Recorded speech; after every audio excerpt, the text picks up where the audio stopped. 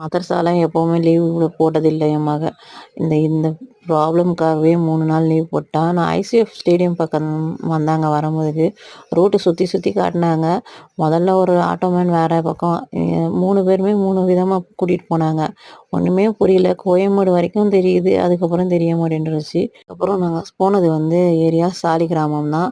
அங்க ஃபுல்லா mostly heroines வீடுங்க தான் இருக்கும். அதனாலேயே வந்தாலும் வந்திருப்பாங்க அந்த சைடு சரௌண்டிங்ன்றனால. என் மகள்ட்ட சொன்னேன் கிண்டல் பண்ணிக்கிட்டு, போய் வந்து ஆட்டோகிராஃப் வாங்கலையா?" அப்படின்னு கிண்டல் பண்ணேன். அதுக்கு "அட போம்மா இவரு ஆட்டோகிராஃப் யாருக்கு வேணும்? அங்க ஒருத்தரு ஹிந்திக்கார ஆளு ஆட்டோகிராஃப்காக நான் 3 நாளா அலைஞ்சிட்டு இருக்கேன். லீவ் போட்டுக்க மதரசாவ லீவ் போட்டு" அப்படின்னு என் மக சொல்லிக்கிட்டு இருந்தா. அவரே வந்து அந்த விவேக் உடைய தம்பியே வந்து அங்க இருக்கிற ஹிந்திக்கார்ட்ட தான் ஆட்டோகிராஃப் வாங்குறதுக்காக நீ வெயிட் பண்ணிட்டு இருக்காரு. நீ வேற சும்மா இரும்மா. அவர் ஆட்டோகிராஃப் யாருக்கு வேணும்? அப்படின்னு சொல்லி சிரிச்சுக்கிட்டு இருந்தா. அதுக்கப்புறம் என் மக போயிட்டா. அவளே போய் எல்லாம் முடிச்சுட்டு வந்தா அல்ஹம்துலில்லாஹ். இனி போலீஸ் வெரிஃபிகேஷன் வீட்டுக்கு வரணும்.